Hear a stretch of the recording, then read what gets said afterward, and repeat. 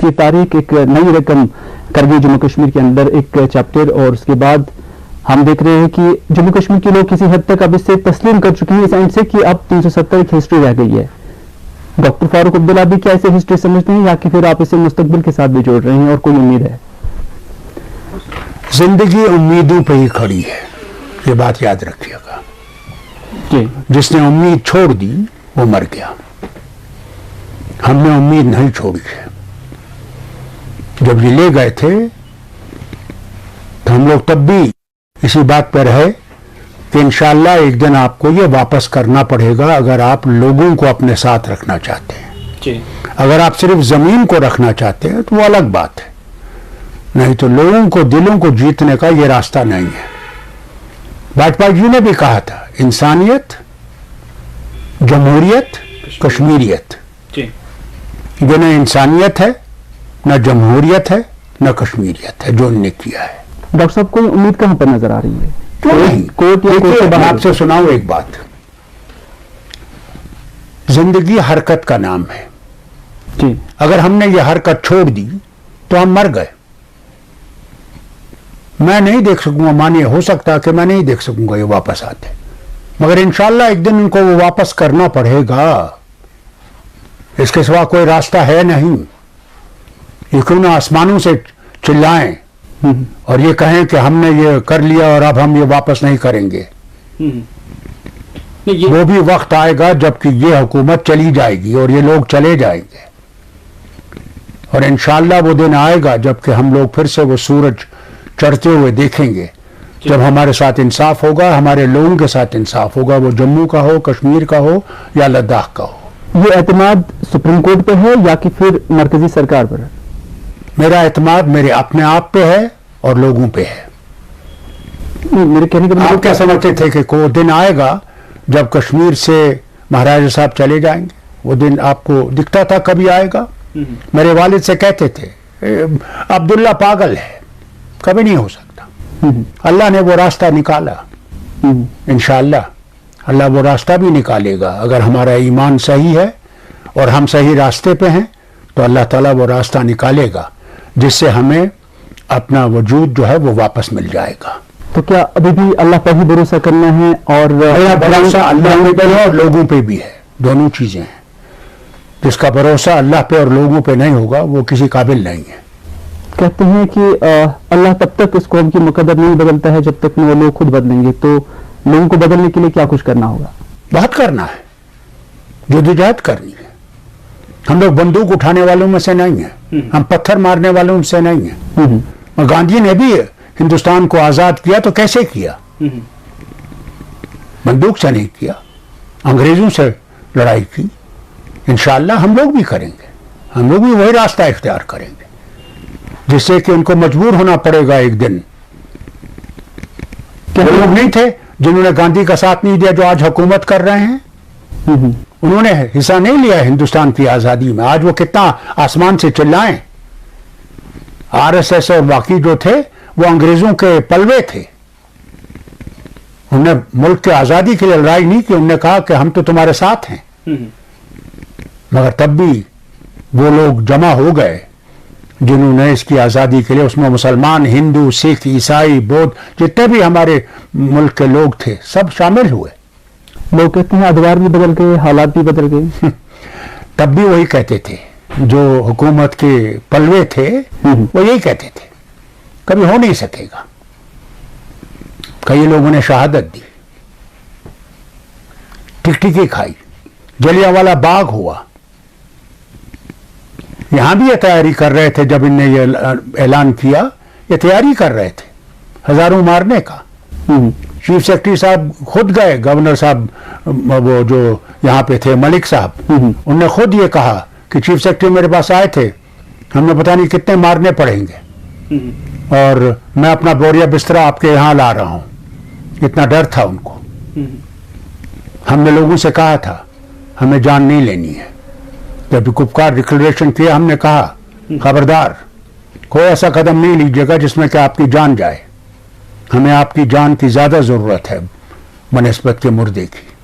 आज लोग ये कह रहे हैं, यहाँ तक नेशनल कॉन्फ्रेंस भी कह रही थी, बात ये कर रहे थे कि आप पाबंद सरासिल थे, बंद थे, हाउस डिटेंशन में थे। लेकिन जब से आपके पार्टी आप खुद रिलीज हो गए, उमर साहब रिलीज हो गए, उसके बाद लोग जानना चाहते हैं कि जो लाहेअमल क्या होगा, क्योंकि कोर्ट को छोड़कर जो पैरेलल कुछ रास्ता डेमोक्रेटिक वेज हैं, तो लाहेअमल क्या होगा? देखिए, अभी आपको मालूम होगा कि आज ही कोर्ट में फैसला हो गया कि जो 16 हमारे बंद थे उनकी दरखास्त मंजूर हो गई और उनको आज़ाद कर दिया गया। मैं उनसे सबसे मिला, मगर अभी भी कई हमारे लोग जो हैं, महबूबा मुफ्ती जी हैं, बाकी हैं जो अभी भी कैदबंद में हैं, वो उनको भी निकलना ज़रूरी है। उसके बावजूद भी हमने जो है उस डिक्लेरेशन को फिर से रीएट्रेट किया है और उम्मीद करते हैं कि ये भी जल्दी निकल आएंगे और हम लोग बैठ जाएंगे, क्योंकि इकट्ठे हमने सोचना है आगे का रास्ता। हमारी जमात जहां तक नेशनल कॉन्फ्रेंस है, उनकी मीटिंग भी होने वाली है बहुत जल्दी कि आगे का रास्ता हम लोग मुतय्यन करें, कैसे चलना है। आगे का जो रास्ता लाहेअमल होगा वो मुश्तरका होगा, जो डिक्लेरेशन में तय होगा। सवाल इस बात का है, अगर हम लोग इकट्ठे हैं जी, तो हम लोगों को इकट्ठे ही रास्ता ढूंढना पड़ेगा। अलग अलग रास्ता निकालने से हमें फायदा नहीं है, इकट्ठे रास्ता निकालने में ही सबसे बड़ी बात है। याद है आपको, हमारे बहुत बुजुर्ग जो थे चार शरीफ में दफन है, उन्होंने क्या कहा था? एक्सी राज़ लेम्यू, जब एक रस्सी को आप पकड़ेंगे, थामेंगे सब, तो ताकत बनेगी।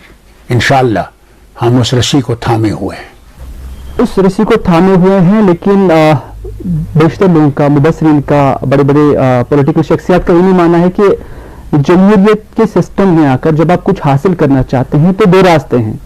एक डेमोक्रेटिक रास्ता है, इलेक्टोरल प्रोसेस है, और दूसरा कहीं ना कहीं जो रेजिस्टेंस मूवमेंट है। तो डॉक्टर फारूक अब्दुल्ला साहब की नजर में कौन सा? नजर में दोनों रास्ते हैं, कोई रास्ता छोड़ा नहीं जा सकता। लड़ाई बहुत बड़ी है, इसमें डेमोक्रेटिक में इस्तेमाल करना पड़ेगा, कोर्ट्स का इस्तेमाल करना पड़ेगा, और हमें आगे भी लोगों को मुश्तरका लागना पड़ेगा प्लेटफॉर्म पे। तो आप मानते हैं कि रेजिस्टेंस पॉलिटिक्स का भी स्कोप है अभी? है, क्यों नहीं है। अगर ये डेमोक्रेसी है, जो हिंदुस्तान कहता है कि हम डेमोक्रेटिक कंट्री हैं, तो constitution of India permits you, वो आपको इजाजत देता है कि आप पुरअमन तरीके से एहतजाज कर सकते हैं। उसको ये रोकने की कोशिश करेंगे, मगर हम लोग करते रहेंगे, कोई परवाह नहीं। तो रेजिस्टेंस और पावर पॉलिटिक्स क्या पैरेलल चल सकते हैं? क्यों नहीं चल सकते, क्यों नहीं चल सकते? जब नेशनल कॉन्फ्रेंस का जिक्र करते हैं, डॉक्टर फारूक अब्दुल्ला का जिक्र करते हैं, तो दोनों रास्तों पर आप चल सकते हैं? क्यों नहीं चल सकते हैं? मुझे बताइए क्यों नहीं चल सकते हैं? क्या कोई चीज आपको रोकती है इससे चलने से? कौन चीज रोक सकती है आपको? दोनों चीजें डेमोक्रेटिक हैं, कोई अनडेमोक्रेटिक नहीं है। आप क्या समझते हैं कि पुरअमन करना अनडेमोक्रेटिक है? दोनों चीजें डेमोक्रेटिक हैं, विद इन द कॉन्स्टिट्यूशन है। तो रेजिस्टेंस पॉलिटिक्स को आप क्या समझते हैं कि एक्सेप्टेंस है नई दिल्ली के अंदर, और फिर वो अलाउ करेंगे उन चीजों के लिए? देखिए, वो अलाउ करें। हम लोगों को ने 12 महीने बंद किया, लोगों को 12 महीने से भी ज्यादा। क्या उन्हें कुछ मिला? उन्हें हासिल किया? लोगों के दिल जीते? क्या लोगों में उनके लिए मोहब्बत बढ़ गई? क्या वो हिंदुस्तान के इतने प्यारे हो गए? ये उनको सोचना चाहिए, जिन्होंने 5 अगस्त को ये किया, कि हम उनने पाया क्या और खोया क्या। डॉक्टर साहब, चूंकि लोग भी अब जानना चाहते हैं, काफी मखमसे में लोग हैं, तजब्जुब के शिकार हैं कि आखिर सबसे सीजनल लीडर, सबसे कदावर शख्सियत डॉक्टर फारूक अब्दुल्ला, उन पर सबकी नजरें मरकूज हो गई हैं। खासतौर पर जो मेन स्ट्रीम पॉलिटिक्स ग्रुप है, इनकी महबूबा मुफ्ती से लेकर बाकी पॉलिटिकल ग्रुप्स ने भी आप पर ही एतमाद जाहिर किया कि फारूक साहब जो लीड लेंगे तो वो आपको फॉलो करेंगे। लेकिन इलेक्शंस की जब बात आती है, माइनस बैशर स्टेटस करके क्या डॉक्टर फारूक अब्दुल्ला चुनाव लड़ेंगे और मुनासिब समझते हैं चुनाव लड़ना और उससे लोगों की रिप्रेजेंटेशन होना? मुझे ये बताइए, क्या इलेक्शन का ऐलान हुआ है? अगर अभी मुझे बताइए, इलेक्शन का ऐलान हुआ है, why are you jumping the gun? मरकजी व्हाट फॉर? सवाल इस बात का है, जब वो स्टेप आएगा, उस कड़ी पे हम पहुंचेंगे, उस वक्त सब लोग बैठ के फैसला करेंगे कि क्या करना है। उस वक्त के हालात देखेंगे। अभी से हम कहने लगे नहीं जी मैं तो लड़ूंगा, मैं नहीं लड़ूंगा, ये करूंगा वो करूंगा, ये वक्त से पहले की बात है। वज़ीर आज़म साहब ने ऐलान किया है कि इलेक्शन हो जाएंगे, के बाद है। अपना जो है ख्याल है, ये जमात का ख्याल नहीं है।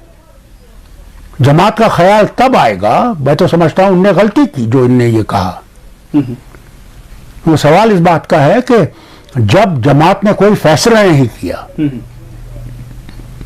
तो ऐसी चीज जाहिर करना गलत है। आप एक सियासी बसीरत रखते हैं, आप बाकी पॉलिटिशियन से हटके हैं, तो आपका एक जाती अगर आपसे कहा जाए कि क्या अच्छा रहेगा, क्या आपको लग रहा है कि इलेक्टोरल प्रोसेस में हिस्सा लेना, खासतौर पर जब माइनस स्पेशल स्टेटस करके स्टेटहुड का दर्जा भी मिल जाता है या यूपी में इलेक्शन लड़ना है, डॉक्टर फारूक साहब की क्या राय हो सकती है, इंडिविजुअल राय? देखिए, एक वजीर आजम थे हिंदुस्तान के जिनका नाम पीवी नरसिम्हा राव था। उन्होंने भी हमसे कहा था कि इलेक्शन लड़ो जी। हमने कहा हमें वादा करो पहले।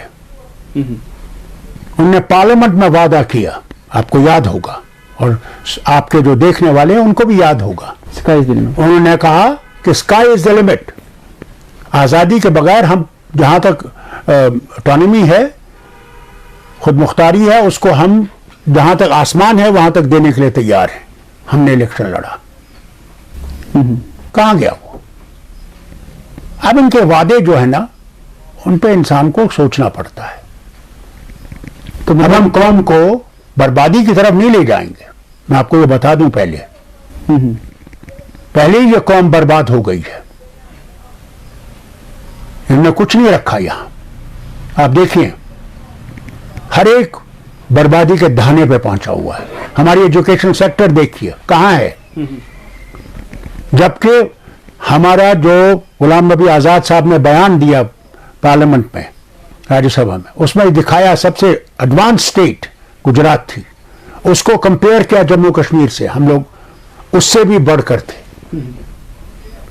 मगर आज कहां पहुंच गए हम? इन्होंने एक साल में कहां पहुंचा दिया? व्यापार खत्म, टूरिज्म फिनिश्ड, यानी हर चीज, सबसे बड़ी चीज सेहत, तालीम कहां गई? यानी डॉक्टर साहब ये कहना चाहते हैं कि अब सिर्फ वादे के सहारे जिया नहीं जा सकता है। सवाल ही नहीं है, वादे के साथ सवाल ही नहीं है।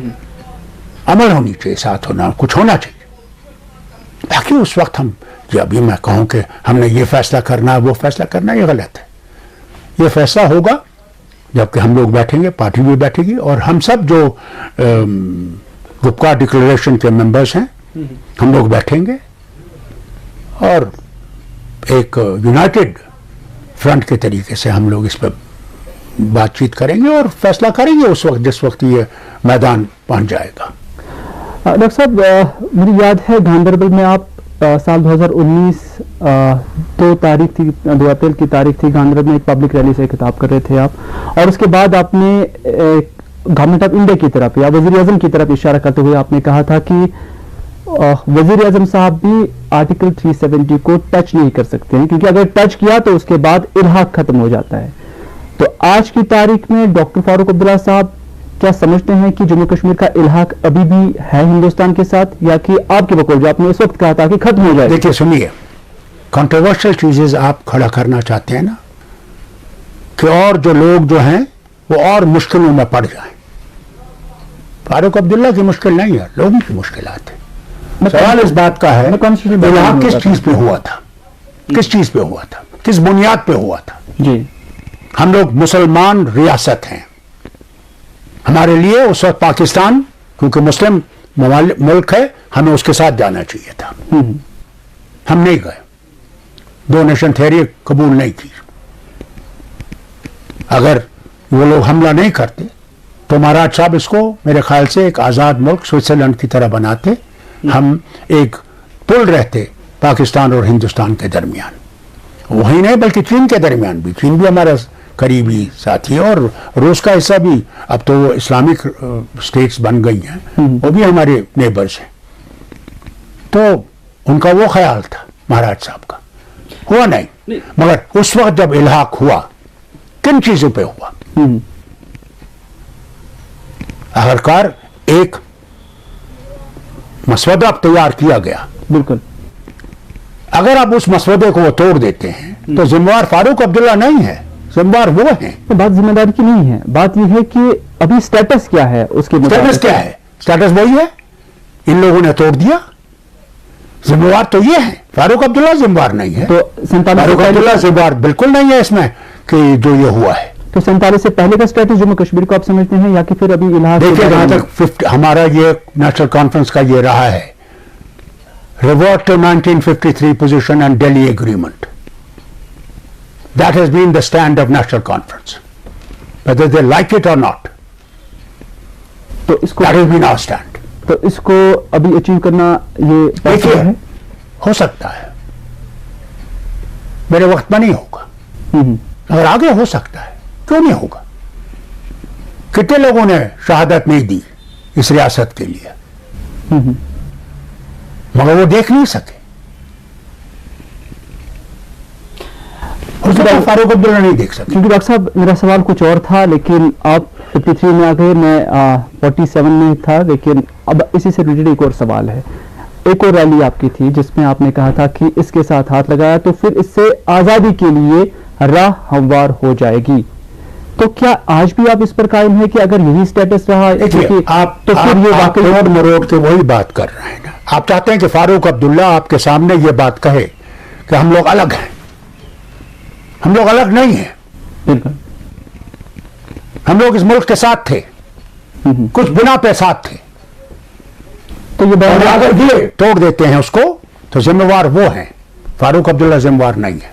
तो ये बयान उस वक्त गवर्नमेंट ऑफ इंडिया को या दिल्ली को डराने के लिए था? दिल्ली बहुत पावरफुल है, फारूक अब्दुल्ला कमजोर है, मगर फारूक अब्दुल्ला दबने वाला नहीं है। जानी तो है, जाना तो है इस दुनिया से, तो डरना किस बात का है? किस बात से डरना है? जेल भर देंगे, फांसी दे देंगे, और क्या करेंगे? तो उसके लिए मगर ये हमारे जो हक हैं उनको दबा नहीं सकते, वो दब नहीं सकता। आज भी हम देख रहे हैं कि बेशतर लीडरान अब रिहा हो चुके हैं। नेशनल कॉन्फ्रेंस बड़ी पार्टी है, ग्राउंडेड पार्टी है, लेकिन महबूबा मुफ्ती अभी भी हाउस डिटेंशन में है। लोगों के अंदर एक तासुर है, या एक तबके के अंदर एक तासुर है, या एक पार्टी के अंदर एक तासुर है कि शायद महबूबा मुफ्ती ने किसी चीज पर कॉम्प्रोमाइज नहीं किया और उन्हें छोड़ा नहीं जा रहा है।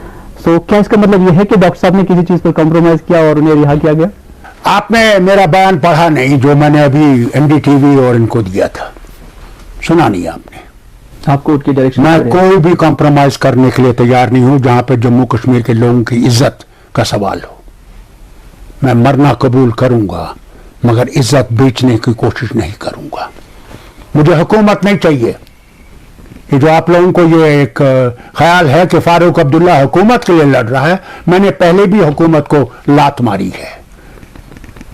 मुझे हुकूमत नहीं चाहिए, मुझे जम्मू कश्मीर के इंसान की इज्जत चाहिए, जिसको इन्होंने मिटाने की कोशिश की है।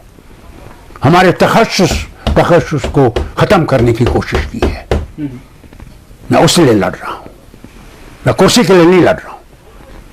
कुर्सी है क्या चीज? कुर्सी देने वाले लोग हैं, जिसको चाहेंगे दे सकते हैं।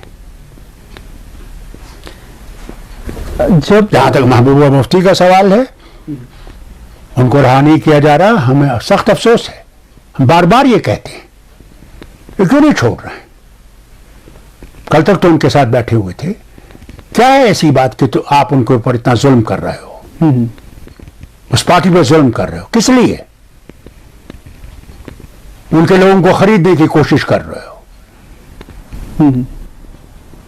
डॉक्टर साहब, जब 5 अगस्त को यह फैसला हुआ था और उसके बाद आपको भी गिरफ्तार किया गया था, आपको भी बंद किया गया था, आपके 2 मेंबरान पार्लियामेंट जो थे वो पार्लियामेंट तक पहुंच गए, लेकिन लोग कहते हैं कि 550 वाले उस हॉल में, उस पार्लियामेंट में 3 लोग क्या करते हैं? ये तो नगार खाने में तोते की आवाज के मुतरादिफ है। आवाज तो उठा सकते हैं ना, और लोग आवाज उठा सकते हैं, लोग क्यों नहीं उठा नहीं सकते? है। लोग क्या चाहते हैं कि हम लोग वहां कपड़े फाड़े और नाचे टेबल पे खड़े होके, ये चाहते हैं? वहां पे हम लोग बात करने के लिए जाते हैं। यूनाइटेड नेशंस इतना बड़ा है, वहां भी हमारी बात होती है। सिक्योरिटी काउंसिल में हमारी बात हुई या इतने सालों के बाद नतीजा न निकले, मगर बात तो हुई, लोगों को पता तो चला कि हो क्या रहा है। तो उससे डॉक्टर फारूक अब्दुल्ला को रिलीफ मिलता है जब मुल्क से बाहर किसी भी आइवान में जम्मू कश्मीर की आवाज उठती है, चाहे वो यूनाइटेड नेशन। फारूक अब्दुल्ला क्यों आप टारगेट बना रहे हैं? क्या कश्मीरी अवाम को या जम्मू के लोगों को या लद्दाख के लोगों को ये नहीं लगता कि उनकी भी आवाज कोई उठा रहा है? डॉक्टर साहब ने लाए, अभी यूरोपियन यूनियन के मेंबर लाए दिखाने के लिए, डल में घुमाया, मुश्ताबा खिलाया, जहाज में ले गए, मगर क्या हुआ? यूरोपियन यूनियन ने उनको डिसोन किया, कहा इनका हमारे से कोई ताल्लुक नहीं है।